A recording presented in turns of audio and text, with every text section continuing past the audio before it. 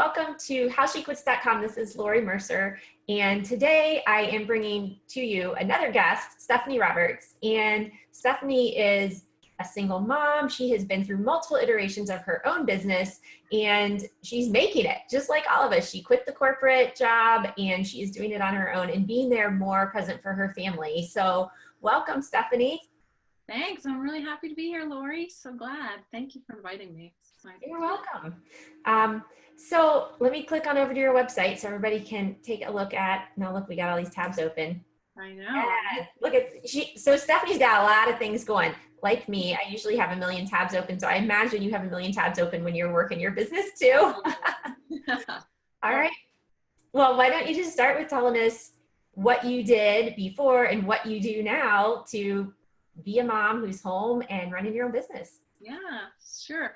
So I have about the last 20 years in information technology, and I started kind of before that doing a lot with marketing. So some startups and some marketing, and that led me into technical recruiting, which led me into learning HTML. And then I went and worked for a few startups, and I ended up at Harvard and then at MIT and public television. So that's like kind of my background. My most recent 12 years, I worked with MIT making websites, mobile apps, and courses accessible to people with disabilities. Mm-hmm. And that was really my area of expertise. And I did it. I was a mom. I have two kids, and it was a good mom job, but it was very repetitive, and I need, like you just said, with the multiple tabs, like I have a lot of interests.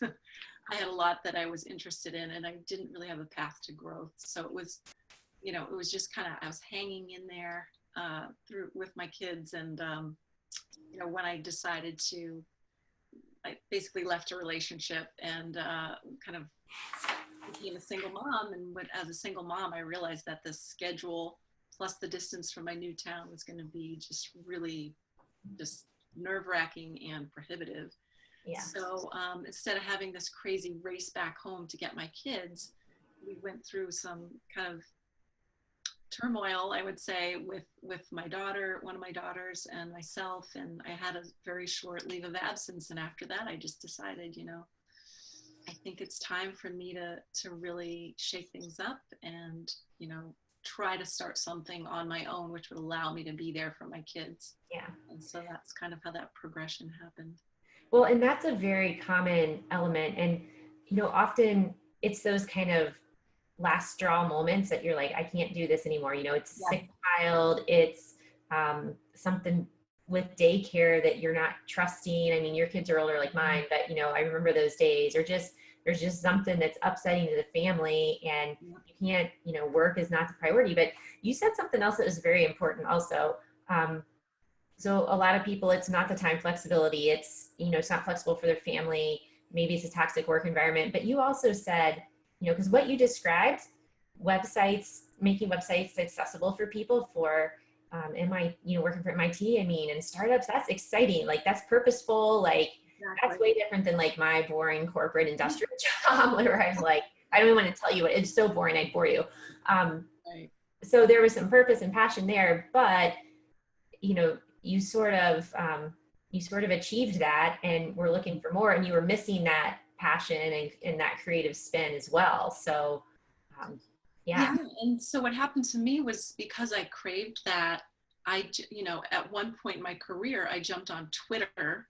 And I was going to conferences, and I kind of became like, in this very micro niche, became a little bit of a thought leader, which was nice. And then I was able to do webinars. So I kind of created a second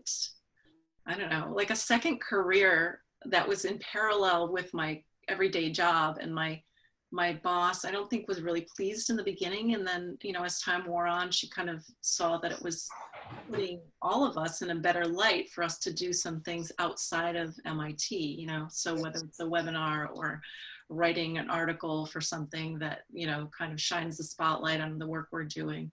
Yeah.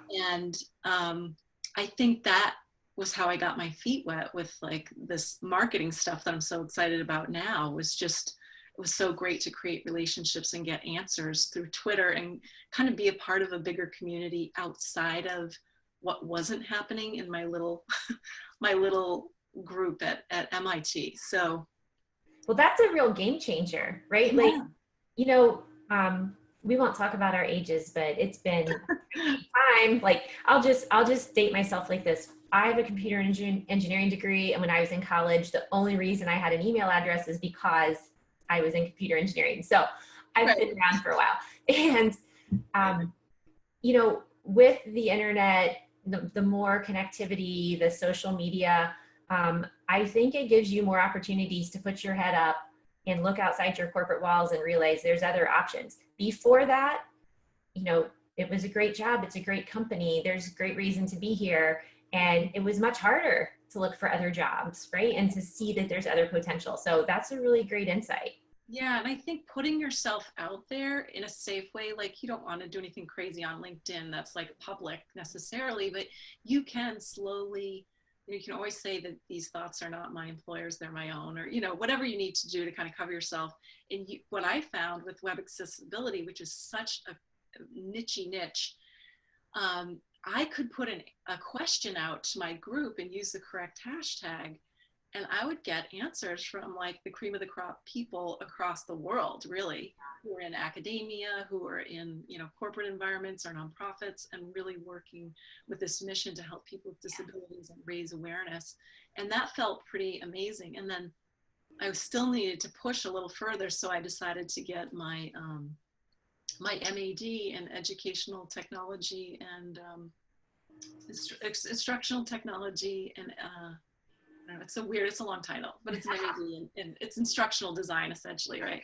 And I haven't finished that yet, but that also pushed me to do a little bit more outside of like my little job description and expand myself. And I'm mentioning this because so many people who want to take the leap maybe don't take these little steps to make their job incrementally better while they get their ducks in a row Yes. before they jump. And I think that helped me to feel connected. It helped me to get a few side jobs, which were totally okay actually with MIT while I was there.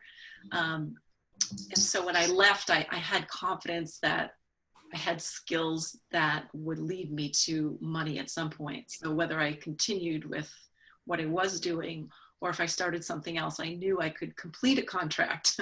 I knew I could get work. So that helped tremendously. That is a great tip. That is super, super helpful, because I do think that there are women who are sitting in corporate jobs right now. Hopefully they're listening to this and they're feeling like, you have that doubt, like, is there enough work for me? How do I find that work? Is there somebody that would hire me? And it really is good old fashioned networking and relationships, but it can just happen at the speed of light these days with the way you can target into LinkedIn groups or via Twitter or into a specialty. It's worked just that way for me when I really look back and think about how my clients have come to me and the work I'm done and like the path. It's such nothing you could ever have predicted or planned, right? It's like this person knew this person who told this person, and there's another project. Exactly. Yeah. And I think that's what's the beauty, like you said, of social media is like, if your focus is not, we can all use social media to like while away the time if we're bored. But if you are feeling down about your job or stuck, or you're like, I just want to get out of here. If there's something you're passionate about either in the career you're already doing, or maybe something that's, parallel to it, or, kind of out here a little bit, and you get excited, like focus on that and start providing value just online. And that is how people are going to get to know you with your free stuff. And you're going to start communicating with people. And again, I love Twitter for that. LinkedIn's really good too, but Twitter is just, there are no walls with Twitter. You can reach out to any influencer at any level, and it's perfectly acceptable to like hop into the middle of the conversation politely and just offer up an answer. It's not, I wouldn't say to do that necessarily on LinkedIn, but in groups you can do it on LinkedIn. For sure.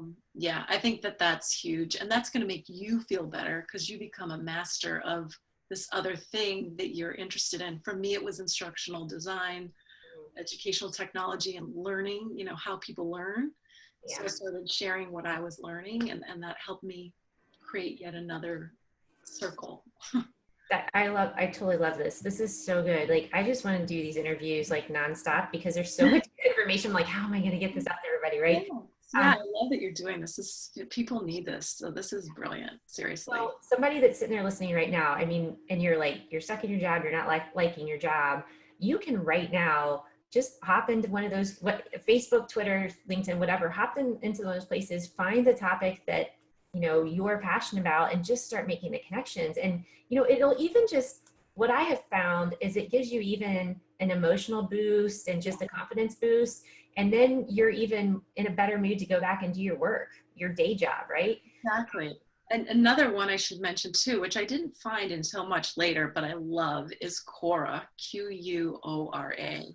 Yes. You can become an expert on multiple topics and just look for questions. This is where people, if you've never heard of it, they'll post a question. It could be, like, in my case, it could be something like, how do I find leads on Twitter? Or it could be, I'm not sure I want to become a new podcaster. I have 2 podcasts, so maybe I can hop in and give my advice on that. And you can just like check off the areas of expertise, and you'll get sent emails that say, hey, there's a new question about this. Like, do you want to jump in? And then you can create a path that just completely, it's social proof. It shows what you're talking about in that area. And again, people can, upvote you, downvote you, respond. And it's just really nice. Yeah. Good feeling to feel like, yeah, I do have value. I have something that people need. And it's also, again, it's something will confirm your thoughts on, maybe starting a business with that particular focus. Well, totally. And I think that's part of what some women struggle with, right? Like, what I see is a lot of women sit in the corporate job and you think, I like doing my craft, so I want to make a craft business. And I pretty much straight up tell women, like, you're not making a ton of money in the craft business unless you are running a factory. Like, right? It's a different kind of business. And, they want to do something that's more like a hobby passion. And I'm like, but you have so many talents and gifts in your corporate job that aren't being highlighted. You're probably not getting appreciated for. And if you had the right clients and a flexible schedule, you could do them in your sleep. People will love you for them. And, you're doing them from home. You're getting paid, contract kind of work. So one of the things that this process can help them discover is to know, like, what those talents and gifts are they have. I even find in myself, even now, I've been working on side work for, over 10 years, and full-time for 2 and part-time for another 2. And the things that are natural to me, I still don't recognize sometimes. Right? So as I'm working with my clients and I'm helping them, like, do a team reorganization. Well, I did that for years in the corporate world, right? But how do I would never think to go put that out on my client services, but it's one of those value add things that my clients, when they work with me, they're like, hey, Lori, we're hiring a new VA. What type of skills should we hire? Where should we place them? Like, where do they go in our process flow? How can we get the most bang for the buck with this person? And I believe that there's probably a lot of professional skills you have that you're underrating and undervaluing. So spend some time thinking on that. It doesn't have to be as obvious as, like, instructional design is a great specialty and passion and super important, but even resume review, interviewing, project management. Speaking, organizing, writing, it's so fascinating when I look back at what I did 5 years ago, because I was kind of yearning for something more, and some of the little courses I took and things. And now it's in this really amazing way. It's kind of all blended together to help me create the products that I've just created that are doing well. And it's like a hybrid of, I studied film and new media, and I worked in public television, creating websites that go along with TV shows. And so now I have this product that's like harnessing video. I actually got a certificate in copywriting at some point, so I can do the copywriting for my clients, and because I did the instructional design, when I'm creating tutorials and courses, I have that in mind. And it's all, I don't know, it's all kind of beautifully coming together in this way that I never would have imagined even 2 years ago. So I totally agree. I totally agree. And you and I did talk. I don't know how long it was ago that you interviewed me on your podcast, but and things have morphed. Like we're all sort of still in the same line, but we couldn't have predicted we'd be here and how it all, how it all comes together. One thing I want to say, and maybe we said this before I started recording, maybe you said it, I have to give you credit. The first thing you do does not have to be the last or the only thing you do. It's just the next thing that's going to lead you to the next thing, right? So tell us, that's a great transition into you tried some coaching, some social media strategy, which everybody, like that's a hot one right now, people want to get into, right? Yeah. And now you're getting into the video space, which is smart because that's also a very hot market, and not a lot of talented video people out there, by the way. Yes. So you tried a lot of things. Right. Tell us a little bit about that moment from I'm leaving corporate and I need to make my own first dollar. Like, how did that work? You know what I have to say? So the truth is, I think I mentioned this when we first started. So I was in a place where I was literally on a medical leave it was actually for PTSD. My older daughter was in crisis, and so my kids were like 3 and 7, 3 and 8. And, I was just like, they need me. Like there's a lot has happened in the last year. They really need me. And so I was focused on healing, which we made amazing progress over about a 2 or 3 month period. And so when I got to the end of that, I was like, okay, I want to continue. So I'm going to figure this out. And so I was lucky because I parted ways with my employer. I had a little bit of a runway of savings that I could work with. So I kind of did the math and knew, okay, I'm not going to just jump into any old thing and then get stuck in the rat, the rat race or the hamster wheel again. And my kids had the town I'm in has kind of a crazy schedule that's very unlike other school districts, which I didn't know before I moved here. So it's really challenging to have, a regular job. So what I decided was I just wanted to find things that worked with my schedule, were compatible with their schedules, and I could take them to, they both had, one had occupational therapy. There's just a lot of stuff that I needed to be available for. And so I took a little bit of time thinking about, do I want to do coaching? I had a podcast for women and people in general stuck in controlling and emotionally abusive relationships. Mm-hmm. And I was doing periscopes, and I had a lot of people tuning in at that time. And I was, thinking, okay, well, I could, everybody was like, just become a relationship coach, like it's that easy. It's not that easy. And, it's also emotionally incredibly draining. So I had these 2 little kids. My parents are deceased. I don't really have family around here. I'm in a new town. I thought, can I really manage that emotionally? I have kids who need me. I don't have a lot of resources like fueling me.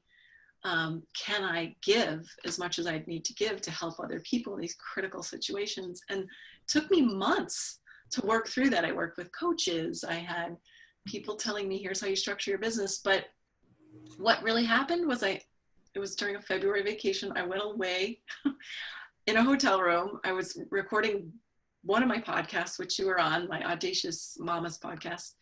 And my other podcast, I just kind of let it go for a little bit, and I just got quiet, and I wrote and I journaled, and I was like working through all the emotions, and I just decided, no, I'm not going to do that. My podcast is, and whatever blog posts or whatever, that's my gift.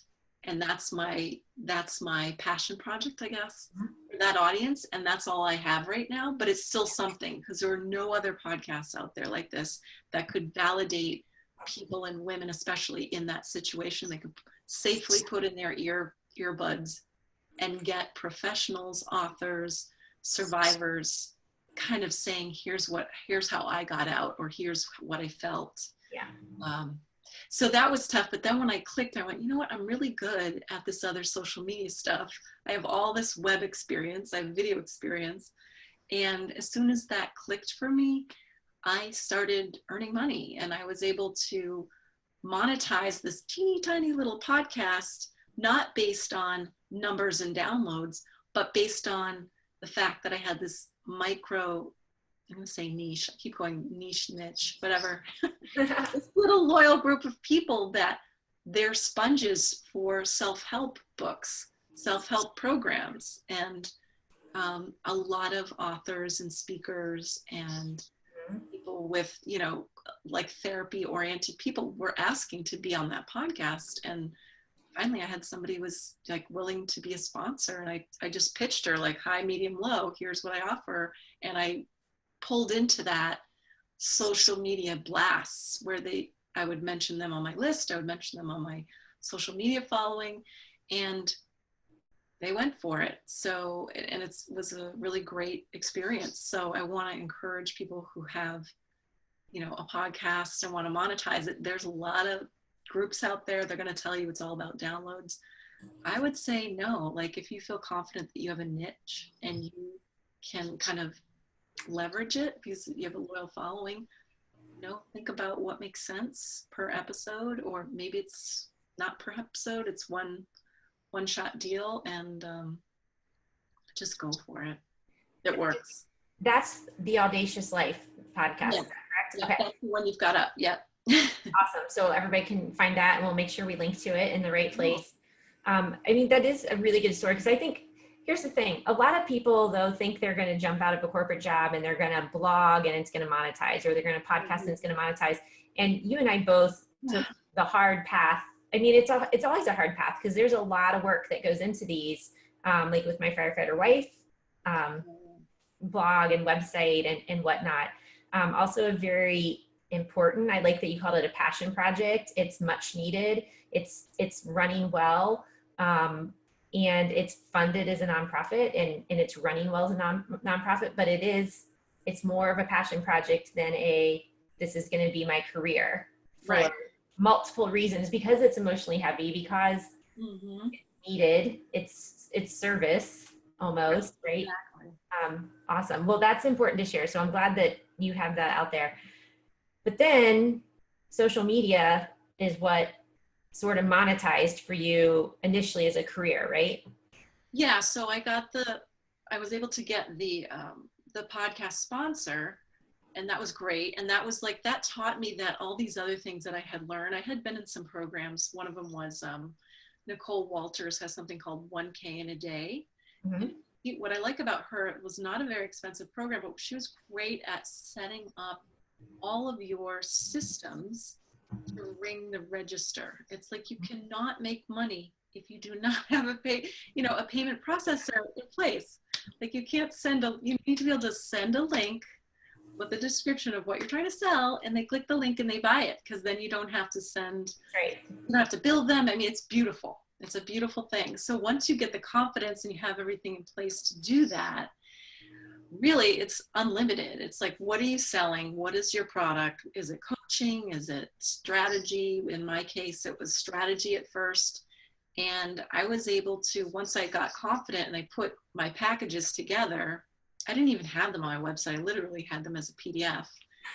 And I just send them out, and I was in groups, and I was, saying this is what I'm getting involved in. And yeah, I mean, I think one of my first packages was, I don't know, it was probably $1,000 or something, but it was over a 3-month period or something. But like, to be able to send a link and have $1,000 show up in your account, like, yeah, exactly. It's amazing, and so, yeah. And what I realized is that even though I was good at certain aspects of social media and I was learning more about it and the management piece for my lifestyle, it really is not the best fit. I can do strategy. I still do like 90-minute strategy calls. And I, unlike a lot of coaches who just talk, I explore everybody's background.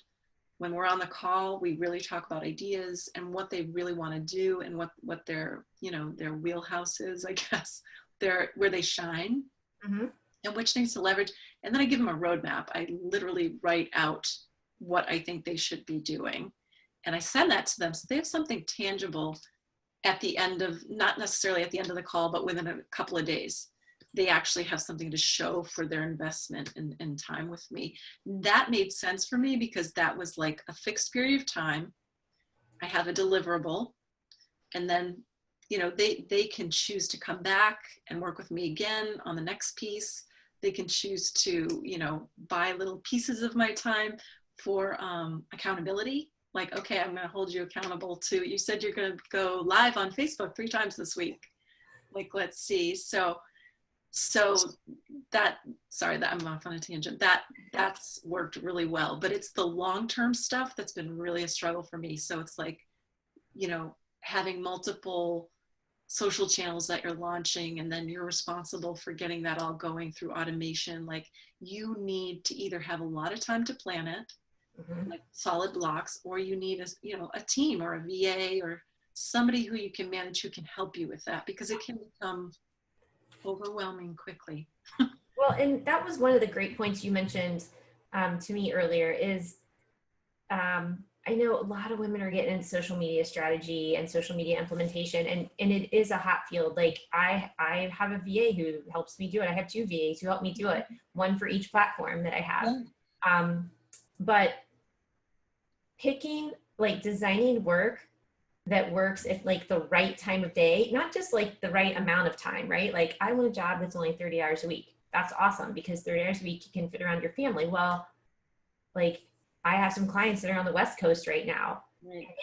And I've had to set boundaries and say, I don't do evenings, you guys. Like once 4 p.m. hits here on the East Coast, it is chaos in my house. And right. I can't be my best for you. Between 4 and 7 p.m., I can't be my best for you. So finding work that you can do at the right time of day is a really key element. Yeah. I love that. So for me, what I discovered, just to your point, was, you know, writing has always been an interest of mine. So I'm gearing up to start doing more writing and publications and blogging. But before I do that, because there are a lot of writers out there, I decided that, you know, this video thing was really more what I wanted to be known for, because again, I have a degree in film and new media, and it's finally, I can actually use it. So I'm helping people who want to go live. I actually have a couple of mentors. One of them is Ryan Steinholfson, and I'm going to be interviewing him next week about, you know, this whole go live and how you can leverage going live through live streaming on Facebook, Instagram, Periscope, you know, it's kind of everywhere, and now YouTube, and how that can leverage you can leverage video to be more visible, to gain more traction with your audience, and to really take advantage of, especially on Facebook's algorithm. Like Facebook Live just floats to the top. Like you're gonna have so much more reach just organically, but not everybody can do that. Not everybody feels comfortable. So this vital video is basically a 1 to 1.5 minute video that encapsulates all of what your best values are that you want your potential ideal client to see. And we leverage that through kind of a story and music and text and, you know, maybe video or stills or whatever. It's very creative and it's engaging, and you can just put it out there kind of across all your social media. And it's like a little mini elevator pitch. And I also think of it as like, if you've ever gone deep sea fishing, it's like you're trolling with your bait.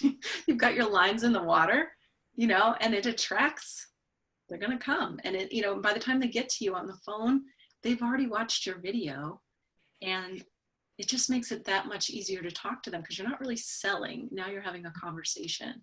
True. So it's pretty cool. And like I have stats on the page that you're on, like 96% of people admit to enjoying these little promo videos, and they have kind of like this happy glow. So even if they don't buy from you today, their memory of you and your brand is really positive. So the next time they see you, they're more likely to purchase from you or work with you. Totally. Yeah. I mean, video is so hot right now. And, you know, back to the point of the first thing you do isn't going to be the last thing you do. I mean, when you're, especially if you're in this marketing space and this online space, the work in the online space is going to keep changing, because, you know, here comes my techie talk. I mean, technology is just changing rapidly, right? Like we're coming into this video era. You and I doing this via video is amazing, right? Like, I mean, that just didn't always just happen. You and I doing this with our awesome HD webcams, right? I mean, there's going to continue to be new and new and new developments. So staying on that curve, on that cutting edge, and knowing what's next, and keeping your skills fresh and evolving, your branding expertise or your strategy expertise into what's the next piece. Right. I think is just a really amazing time that we're living in. So I'm like talking about like dating myself today, but I mean, really, when you look at it, I mean, really, the opportunity is so good right now. It's phenomenal, and the thing is, it can be really overwhelming, because once you get into it, you're like, oh, I want to do this, I want to do that, and oh, I can do this, and look what they're doing, and it's like, it's hard. It's that whole, they talk about the shiny object syndrome, and when you're in it and living it, it is so. I've written a couple of blog posts about this, because I feel like I see this. I've seen it with myself. I see it with other people. Is that when you're doing virtual and online work, it's so easy to, when you're feeling a lack of confidence, or you're not sure which direction to go, you can look at that next course, that big hot coach, and think, or that program, and you think you need it to get to move yourself forward. So that's the other big cautionary thing. I would say just really keep a budget and really think through which tools and programs are going to move you forward fastest. We talked about 90-day year. Yes. That was a big one for me. That really helped me just feel good about what I was doing and legitimize it, and help me to connect to people like you and make these incredible relationships that I might otherwise make online, but within the framework of this familiar territory where we're kind of all on the same path, really has helped a lot. And actually, a couple of the people, I had my Audacious Mamas, which is Inspiration for Mompreneurs, a podcast. I met a lot of women through that, and I've made some great friendships, and we help each other. We promote each other. We, refer people back and forth. So, getting into the right program can really help you start your business. Totally. There's the audaciousmamas.com podcast. Yeah, I totally agree with that as well. And I hear stories. I mean, one of the reasons I'm pushing howshequits.com is because I spent money on high dollar coaches that didn't get me there. And I hear stories all the time of, I bought this program, and, and the coaches will say to you, well, you didn't work the program. And you're like, but like, what was, it was fluff. Like, what were you selling? And just a lot of money being spent on programs. So I have been so slow and intentional about growing howshequits.com, because I'm such a stickler about doing it right and only bringing value. So I appreciate you adding that in as well. Yeah, well, just if I could say to people, if you were hiring a coach, ask them for 3 references. Ask them what they think, where they can bring you. Here's where you are today. Here's where you want to be, say it's 3 months, 6 months, a year from now. Before you say yes and sign anything, ask them how they are going to help you, and write it down. And then and really think it through, and talk to those references, look for stuff online. And if you need to talk to 3 coaches, do that. I know this sounds ridiculous, because most people are so in the moment, or they get a referral from a friend who did really well. That person might be anomalous. They might not be the norm. So I would say just really, it's hard, but try to approach it that way. You're going to feel so much better in the long run, because instead of looking back going, man, I really believed they would do this or that. I mean, as long as that you pay the contract and it's done, they have no problem just walking away, and they may never even speak to you again. That is the harsh reality of coaching. It is. They're not all like that, but it happens. Yeah, for sure. And by the way, 90-day year, totally agree. That's one of the best programs I've done. I wrote a book last year in about 6 weeks because of the 90-day year program. That's so awesome. Yeah, that was for the nonprofit. That is a great program too. So here's something else you're saying that popped in my mind. Consistency. I mean, this is going to take effort, and you hear this all the time, but being consistent and being focused are probably 2 of the most important things that you can do as you're growing your business. And a program like 90-day year helps you keep that consistency and that focus. And I think that's why I had such big wins with it when I had so many irons in the fire. And let's face it, the ladies listening to this podcast do, because you have I just called myself a podcast. I'm not quite there yet, but I'm going to be. I was looking at your screen. The women who are listening to this have multiple main areas of their life to manage. You've got a day job, maybe still. You've got your business you're trying to start. You've got your family. Okay, that is already a ton on your plate. So then when they come to me and say, and I want to start a blog, I'm like, no, you can't do that right now. Like I appreciate that your services business you're going to start as step one that's going to take you out of corporate isn't what you want to do forever, but you cannot water down things and add a blog onto that, because a blog, it has a long cycle and it takes a long time. But what you first got to be focused on monetizing your professional services and getting out of your corporate job, right? So focusing in, and even just having three main pillars in your life to manage is a lot. So 90. And by the way, I'll say that even 90-day year, like it talks about structuring your business and your business goals, right? You're sort of left into the community with people like me and Stephanie to figure out, like, how does the mom stuff all fit into there? Like, I had this outcome oriented goal, and now my daughter's been home sick 3 days, and like, I'm sorry, some of the dads out there who have, stay at home moms that's awesome, but you just can't make the same system work. And like, especially, you as a single mom, right? We just can't make the same systems work always. So. Right. So true. And I think that's like one of the things that Todd talks about, which I love, is, he's, what is the word he uses? Not challenge, constraints. So one of your constraints that has to be, I think acceptance is one of my words for the year. It's like accepting reality, right? Yeah. So the reality is, I don't have a live-in nanny. I don't have a husband. I don't have a mom or a father. A mom or a dad or a, like aunt or somebody nearby. I have some friends who we do a little bit of trading, but they're working and they have other things too. So it's like, well, what is the reality? Well, if my kids are sick, I have to be here. So I have to have a job where I can be, I can pivot and I can be flexible and I can have people understand me. So it's like, I was talking to somebody the other day about repulsion marketing, which is like, I put out who I am without like, putting frosting on it. Like, this is my deal. And it's like, if I resonate with you and you get me, great. But if what I'm putting out doesn't resonate with you, you're not meant to be my client. That's okay. I'm not for everyone. So that means that the people who get who I am are already going to know, oh yeah, of course, like she might have to cancel, like if her kid is sick, or you know what I mean? Like, it doesn't happen a lot, but I just find that if you are real and you accept your situation, you're not pretending to be a bigger business than you are, you're just who you are. That honesty and transparency goes a long way on both sides, so. It does. I love that repulsion marketing.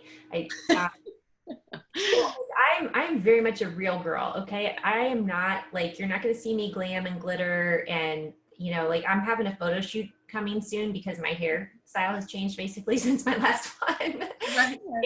And people aren't recognizing. So I'm like, darn it, practical me. I'm going to have to go have another photo shoot. But, I'm looking at the examples out there, and if you are a glam girl, that's awesome. You'll probably attract other glam girls. But if you're not, you don't have to be that. You can, like, my photo shoot's going to be right here in my office. Yeah. And I'm going to have blue jeans on, and that's just me.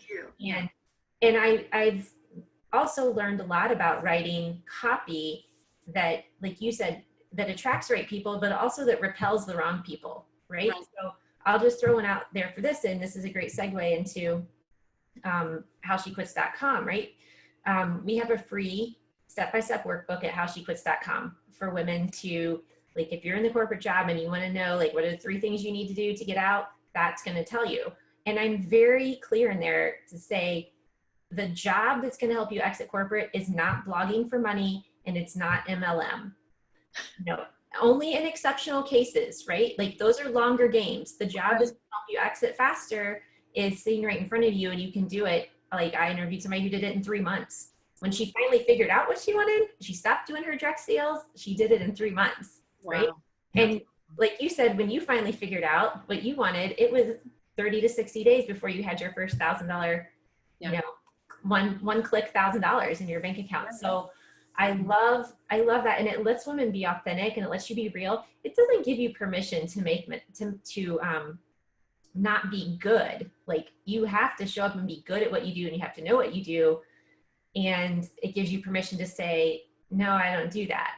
You know, like my clients keep trying to pull me into Facebook ads because I know more about it than they do. But I'm like, yeah, Facebook ads is not what I want to do.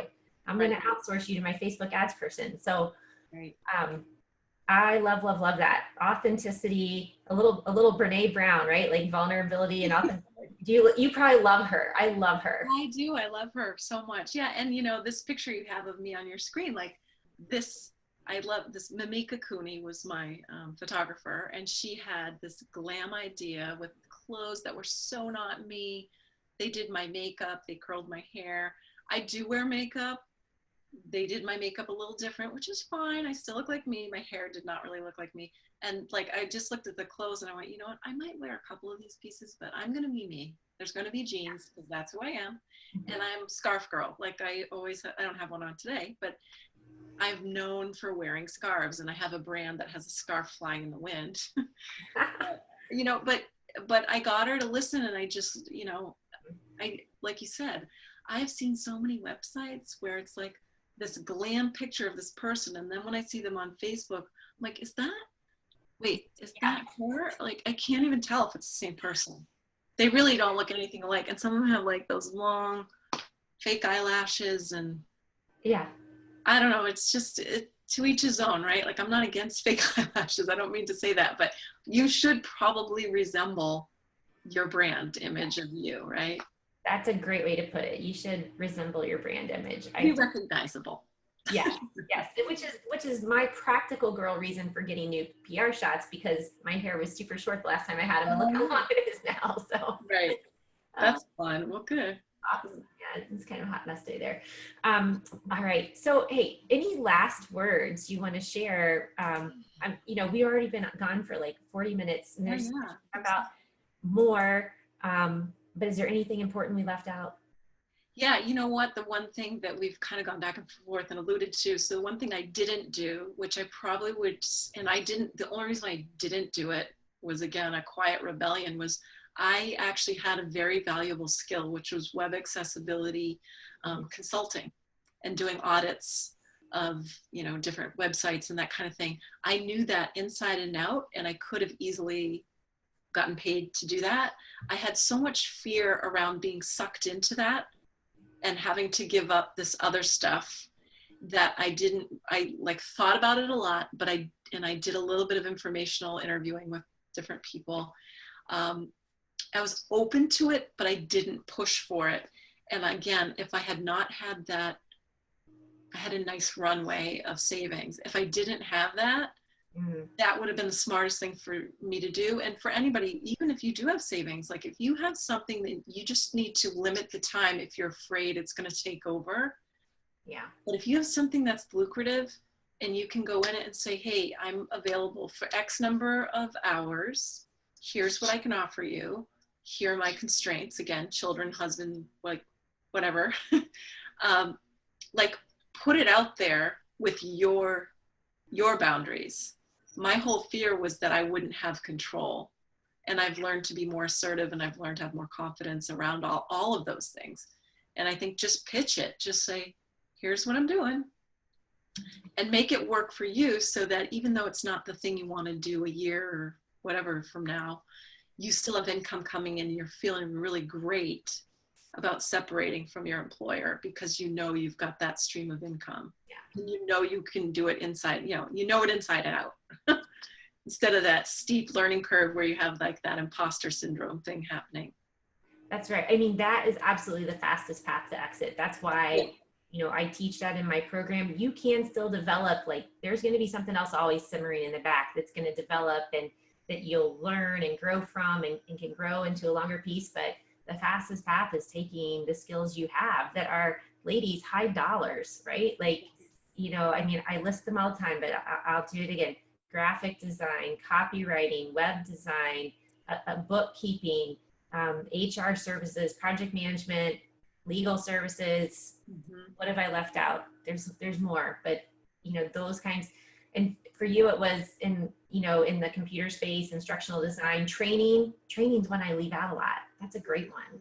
Yep, training. And, you know, also, like I have a friend who's a really good public speaker and she's doing something completely different, but she has a good track record with doing like workshops and public speaking. And it's like, I just said to her, I'm like, well, you should add that to your services, because even though you're doing something different, that's like a one-off thing and you can make a lot of money with that, and it requires less organization from some of the other things she's pursuing right now. And she's like, oh, I didn't think of that. It's like, because she's so good at it and it's so natural to her. Yeah, that's a great thought to close on. So everybody who made it this far through this great conversation, ask the people close to you what you're good at, because you probably aren't even aware of it. Or think about people that come to you and always are like, I come to you because you do this best. Or they always come, you know, if you're the one in the office that they always come to you for blank, like that's your thing. And just be creative about it. I mean, even if it's like they always come to you for coordinating groups for group lunches, right? Like there's a reason you're good at that. Think about, do some journaling, think about all the reasons you're good at that, right? Great. Yeah, totally. Well, I am so glad to have had this time with you, Stephanie, and like twice now, we shared some good stories together. Once on yours, once on mine. Well, I think this will continue. Everybody can go to howshequits.com and download the free step-by-step workbook to create your corporate exit strategy. We also have a Facebook group that we have opened specifically for this, the How She Quits community. And we're going to be challenging you in there to take the steps. And I know that this can be done in your lunch hour. There are things, little things you can do in each lunch hour to get out of your corporate job and get on your own 2 feet, working from home in your business. So howshequits.com. Thank you, Stephanie. And we will be back with another great mompreneur soon. Thanks, Lori. Have a good one. You too.